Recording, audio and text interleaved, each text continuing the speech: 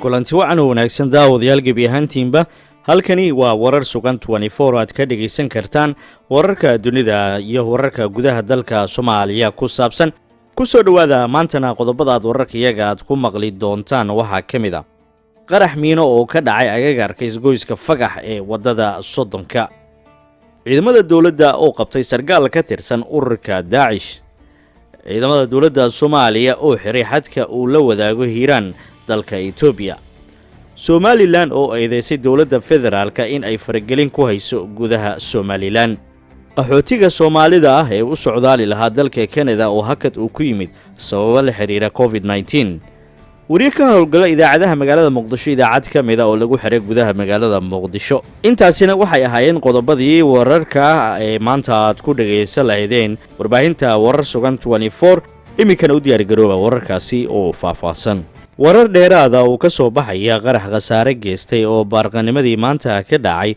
agagaarka isgoyska Fagax ee degmada Karaan qaraxan oo ahaa nooca miinada ayaa la sheegay in lala damacsanaa gaari Cabdibilaa oo ku sii jeeday wadada dhanka aada Jamhuuriya ee degmada Karaan wararka ayaa intaasi ku sii daraya in gaariga uu saarnaa sargaal lagu magacaabo Sanay Cabdulle Gaab oo ka tirsan ciidamada militariga ee Soomaaliya qof goob jooga ahaa oo u waramay warbaahinta warar sugan ayaa ka warbixiyay khasaaraha waxa uu sheegay in qaraxaasi uu ku dhintay hal qof halka saddex qof oo kalena ay ku dhaawacmeen qarax baa waxa ka dhacay Karaan magarad qaybta u dhow Fagax u dhow laamiga isgoyska u dhow yahay dadka Soofiga la yiraahdo magarad dhinaca Jamhuuriya marka loo soconayo qarax waa walaal magarad qaraxa waxaa soo maray meesha Burudiya soo maray kuma dhicin kabacdi waxaa soo maray Cabdibilaa leeyahay Sanay leeyahay soo maray magarad gaari oo ilaahay ayuu wax kuma yeelin way ku dheen laakiin laba bajaaja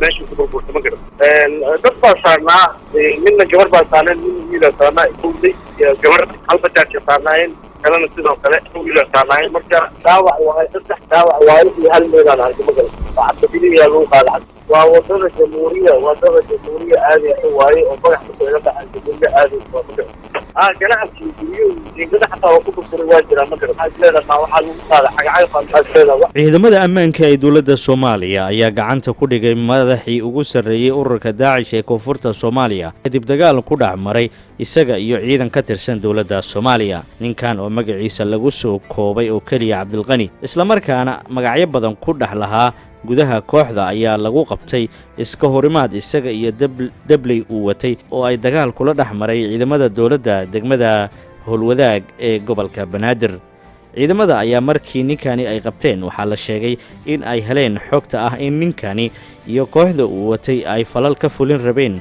magaalada Muqdisho balse baaris dheer kadib waxaa la ogaaday in Cabdilqani uu ahaa madaxii kooxda Daesh ee u qaabilsanaa koonfurta Soomaaliya howlgalka oo ahaa mid qorsheysna ayaa ciidamada ammaanka waxa ay la soo qabteen ninkani laba nin oo kale iyo hubkoodii iyo gaari ay wateen waxa uu howlgalkani uu dhacay maalintii Axad ahayd oo taariikhdu ay ku beegneed 12 bisha Abriil ciidamada dawladda Soomaaliya iyo kuwa booliska ee Hiirshabelle ayaa xiray xuduudda uu gobolka Hiiraan la wadaago Ethiopia kaasi oo muddooyinkani qaadad laga soo gudbinayay sida kale ciidanka ayaa maanta howlgallo lagu dagaalamayo qaadka waxay ka sameeyeen baladweyne iyadoo ganacsatada keena iyo kuwa u ganacsada gudaha magaalada lagu wargeliyay in ay xarig iyo lacag ganaax ah ay muteysan doonaan ciddii jabisa amarada ka soo baxay dawladda ee gudaha qaad si dhuumaaleysiga ku soo gelisa dawladda federaalka iyo maamul goboleedyada dalka ayaa dagaal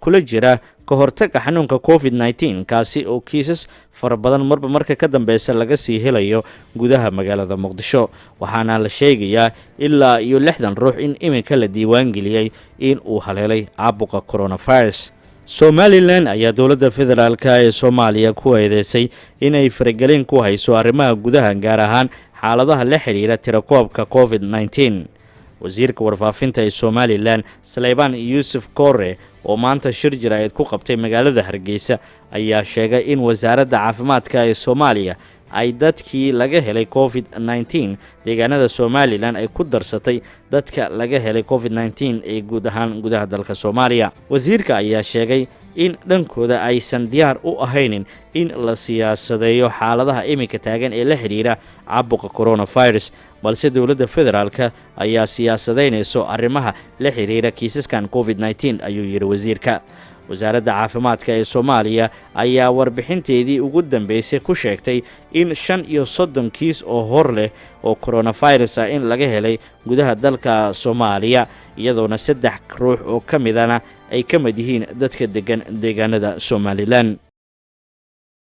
xogogaal badanna haddaadan u ahayna aad wax ka ogaato haddii cidi sidaa kugu tirina aanay waxba ka jirin in ummadda reer somalilan cid sheegan kartaa iyo cid xuquuqaheeda gaarka ah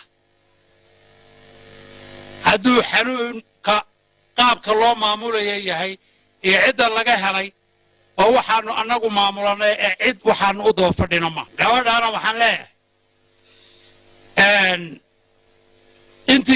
intii kaa waaweyneed ba isragna waxba kuu samayn maayaan.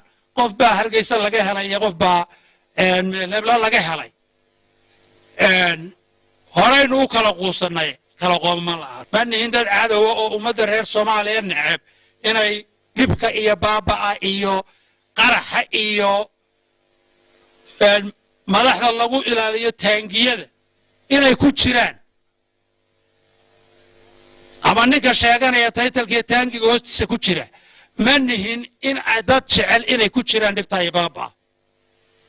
waxaanu leenahay idinkuna noolaada, annaguna waxaanu nahay dal isku tashaday. dowladdan ka tirsanee la yidhi isna wuxuu yidhi waxbaanu gaadhsiin. adeer soomaalidu waxay ku mahmaadaa rii hadday dib leeyihiin waxay ku qarsan lahaayeen dabadood. adeerow idinku isku filaada, annaga waxba hana siinin. yaa waxba idinkama baahnine idinku isku filaada. waxa soomaaliya ka yimid oo dowladda somalilan soo gaadhayna ma jiraan bilkulliya. waa niman hoteel ka hadlaya dhexdii waxalla waxay dalka ka og yihiinna aanay jirin. international communitygana waxaan leeyahay dowladda jamhuuriyadda somalilan isku filaanshiya way u diyaar garowday intii awooddeeda in ay wax ka qabato. diyaarna waanu u nahay. idinkana waxaanu idinka codsanaynaa wixii caalamku isaga baahnaan jiray oo ah taageerada sidaanu cudurkan haddii uu harkaha goosto aanu ula dagaalamayn in caalamku naga taageero.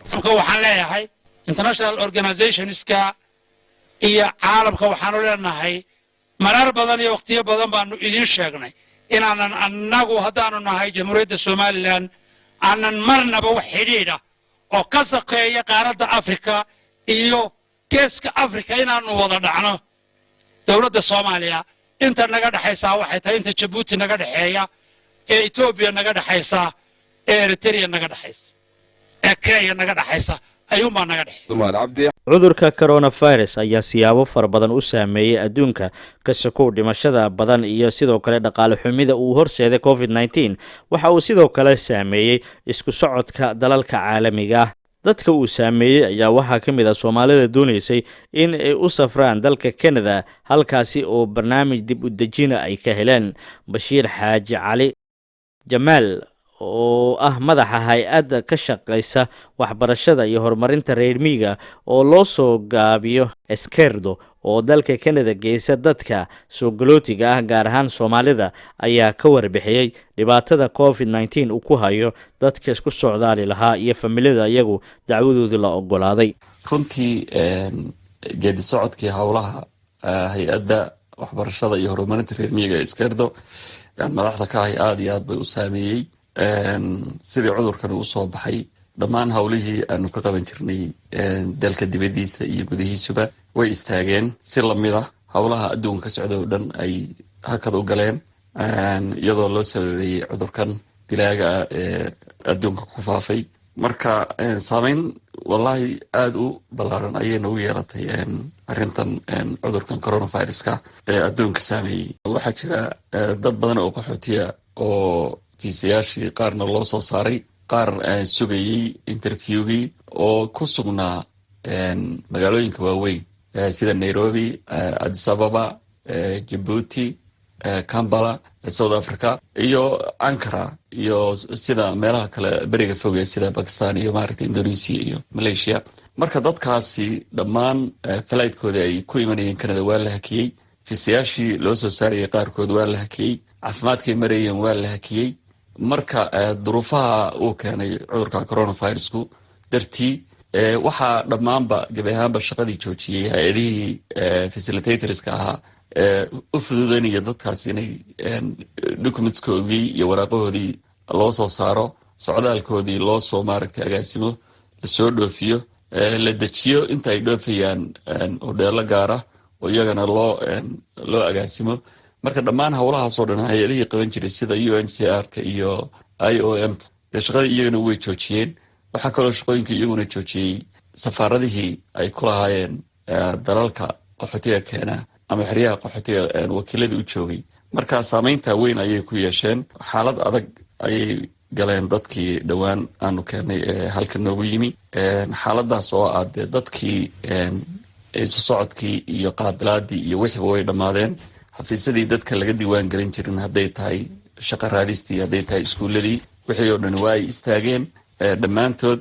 wax dhaqdhaqaaqa iyo wax shaqa oo socdaa ma jiraan.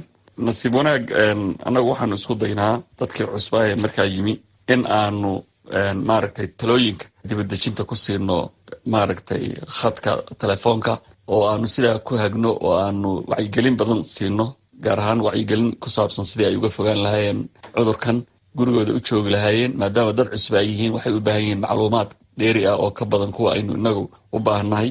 marka waxaanu xoogga saaray dadkii inaanu la tacaalo inuusan ku dhicin oo saameyn cudurkan dilaagii. marka waxaanu siinay maaragtay wacyigelin fara badan sidii ay maaragtay gurigooda u joogi lahaayeen, sida ay dadka faraha badan meelaha lagu kulma ay uga fogaan lahaayeen, sida ay nadaafadooda u 2 jibaari lahaayeen, u 3 jibaari lahaayeen. waxaasoo dhan baanu hadda xoogga saaray. mid ka mid ahaa idaacadaha ugu waaweyn magaalada Muqdisho ayaa sheegtay in mid ka mid ah wariyaashooda ay xireen ciidamada dowladda Soomaaliya. saxafiga la xiray ayaa lagu sheegay inuu yahay Cabdilcasiis Axmed Gurbiye oo ka tirsanaa wariyaasha ugu caansan idaacadda Goobjoog ee magaalada Muqdisho. lama yaqaano sababta loo xiray wariye Cabdilcasiis. sidoo kale dowladda Soomaaliya weli kama aysan soo hadlin xariga wariyaha, waxaana sababihii loo xiray wariyaha ka hadlaya agaasimaha Goobjoog Xasan Maxamed Maxamuud. wariye Cabdilcasiis Axmed Gurbiye waxaa looga wacayay saldhigga booliiska degmada Hodan xalay ka daarnayn saqda xasayaan xilligan iman karin. saaka markuu tegay muddo markuu fadhiyay waxaa loo sheegay inuu xarig marka hore waxa u yeeray waxaa la talis booliis gobolka Banaadir ayaa xalay noo yeeray. waxay noo sheegeen markaas dacwada inay naga taalo nagala rabo maxaa la saldhigga booliiska degmada Hodan. waxaan soo sheegnay inay saqda xasay aanan xilligan hadii civil side booliis noo qornay markaa la tashana loo yaradeena. ayaguna waxay nagu raaceen inaan subaxda nimaano. saaki ayaan tagnay aniga Cabdilcasiis. saaki markaan tagnay waxaa noo sheegay in qof in la dacwoonayo dacwo naga taalo. waxaana qaabilay taliye-ku-xigeenka saldhigga booliiska ee Hodan. wuxuu noo sheegay in dacwo naga taalo, dacwadiisa asagaysan xog buuxiyeysan ka haynin. markii qofka dacwada qaba uu yimaadana loo sheegi doono maxaa lahaa ayadoo faahfaahsan. muddo 2 saac markaan fadhinay xafiiska ayaan waxaan ku dhiray taliya Saciid Abdiis qof dacwana qaba joogin. waxaan ugu yiri muddo yar siiya abdiima waayo inta fiidiska waayo qof kasta ka saxaatay. laakiin daqiiqadan la gaarin wax yar aan fadhinay ayaa taliye noo imaado oo u dhaayay waaran kaana haystaa qodobka gobolka Banaadir ka soo baxday. Cabdilcasiis Gurbiye waa eedeysane maxaa la hawaan xiray xarig way warqadda waa aqriyaaniya waxaa ku taariikhaysan tahay maanta 14-ka xalay markii la soo waayay 13 ay bishu taariikh qodobka lagu eedeeyay qodobka 220 xeerkan qaabka Soomaaliyeed ayaa ugu qoran. waxaan soo eedeystay oo eedeynta warqadda ay reference ka dhigaysaa xeer aalim. waa tahay daawadayaal warkayagii ee maantana ee caalamka inta ayaan ku soo koobay anigoo Maxamed Yumbi ee idinla socodsiinayay. sidaa iyo nabadgelyo.